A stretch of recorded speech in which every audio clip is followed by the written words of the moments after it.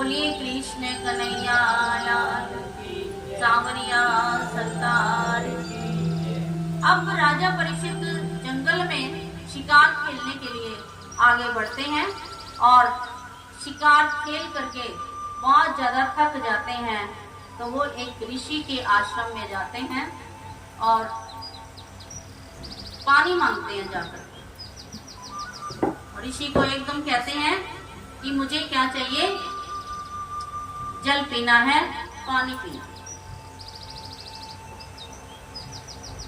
यहाँ पर इनको श्रृंगी ऋषि द्वारा श्राप मिलेगा। तो जो राजा था वो ऋषि था, शमिक नाम के ऋषि थे वो। तो वो स्वप्न अवस्था, जागृत अवस्था, तीनों अवस्थाओं से ऊपर तुरीय अवस्था में थे। तुरीय अवस्था में इस संसार में क्या हो रहा है उसका ज्ञान नहीं रहता। राजा ने सोचा कि ये तप करने का ढोंग कर रहा है और मुझे ना तो आसन दे रहा बैठने के लिए, ना जलपान प्रदान कर रहा। तो उन्होंने एक मरा हुआ सांप पड़ा था, वो धनुष की नोक से ऐसे किया और उनके गले में जाकर के गल गया। बोलिए कृष्ण कन्हैया लाल, सांवरिया सरकार। श्रीमन नारायण नारायण नारायण, श्रीमन नारायण नारायण नारायण, श्रीमन नारायण नारायण नारायण, श्रीमन नारायण नारायण नारायण, भजलो नारायण नारायण नारायण, श्रीमन नारायण नारायण नारायण, श्रीमन नारायण नारायण नारायण। देखिए, राजा परीक्षित ने शायद अपने जीवन में पहली बार क्रोध किया था, जो एक ऋषि के गले में तक्षक नाम का सर्प डाला गया उनके हाथ में।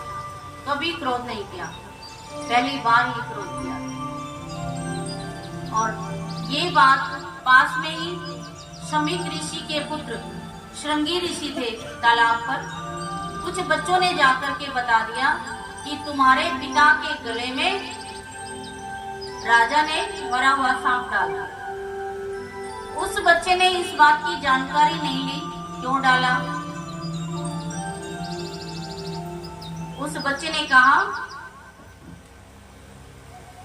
कि मैं अभी श्राप देता हूं जल हाथ में लेकर के, क्योंकि ये राजा लोग अपने आप को बहुत ऊंचा समझते हैं। ये मन चाहा काम करवाते हैं और मन चाहा काम करते हैं। तो मैं आज इनको श्राप देता हूं कि आज से 7वें दिन इसको तक्षक नाग डसेगा। सभी बच्चों के सामने श्राप दे करके आता है अपने पिता के पास और ऊंची आवाज में रोना प्रारंभ कर देता है। तो ऋषि की थोड़ी आंख खुली और पूछा, क्या बात हुई बेटा। तो श्रृंगी ऋषि ने बताया कि पिताजी, आपके गले में राजा परीक्षित यहाँ आए थे और उन्होंने मरा हुआ तक्षक नाग डाल दिया और मैंने उनको श्राप दिया। तो शमिक ऋषि कहते हैं कि पुत्र, ये आपने ठीक नहीं किया, क्योंकि वो तो बहुत ही गुणवान धार्मिक प्रवृत्ति के पांडु पुत्र बहुत अच्छे राजा हैं। और यदि ऐसे राजा धरती पर नहीं होंगे तो धरती पर अत्याचार अनाचार बढ़ जाएंगे, कोई रोकने वाला नहीं होगा। अगर राजा यदि ठीक नहीं है तो प्रजा भी यथा राजा तथा प्रजा, ऐसी हालात हो जाए। जैसे हम जो कुछ भी खाते हैं इस मुख के द्वारा खाते हैं। घर का मुखिया मुख की तरह होता है। वो पूरे शरीर का क्या करता है, जैसे हम मुख में खाते हैं तो सारा रस पूरे शरीर को मिलता है, ऐसे ही घर में जो मुखिया है उसकी बात को सभी मानते हैं घर में, और घर को ठीक ठाक मुखिया चला पाता है। जैसे ही राजा यदि दुराचारी होगा तो प्रजा भी अनाचार करेगी। तो तुमने ये ठीक नहीं किया, राजा बहुत अच्छा था।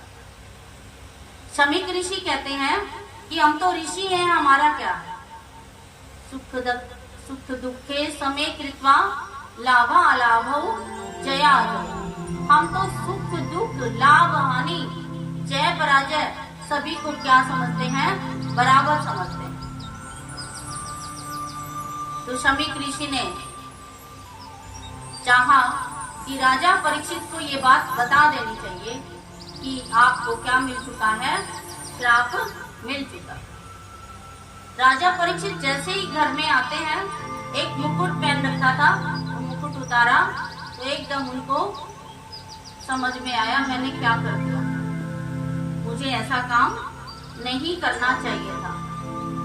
अब तो चाहे मेरा राज्य नष्ट हो जाए, चाहे मेरी सेना नष्ट हो जाए, तो मैंने जो कर्म किया है उसका परिणाम मुझे भुगतना पड़ेगा। इतनी देर में शमीक ऋषि आते हैं और वे ये बताते हैं कि मेरे पुत्र ने आपको श्राप दिया है। राजन, वैसे तो आप उस श्राप के अधिकारी नहीं हैं, परंतु मैं आपको बताना चाहता हूँ। राजा परीक्षित कहते हैं कि ये मेरा सौभाग्य है, क्योंकि मैं भगवान का कीर्तन स्मरण करना भूल गया था, और यदि मेरी 7 दिन में मुक्ति संभव है तो मैं रात दिन एक करके भगवान का भजन करूंगा। अब मुझे क्या करना चाहिए? माना किसी की 7 दिन की ही उम्र बाकी है तो उसे क्या करना चाहिए, ये बात आगे कथा में हम बताने जा रहे हैं।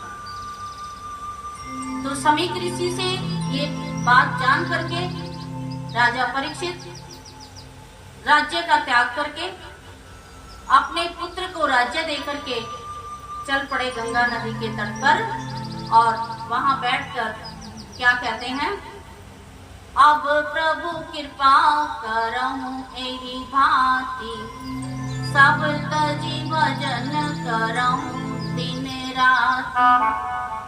अब प्रभु कृपा करहु एहि भांति, सब तजी भजन करहु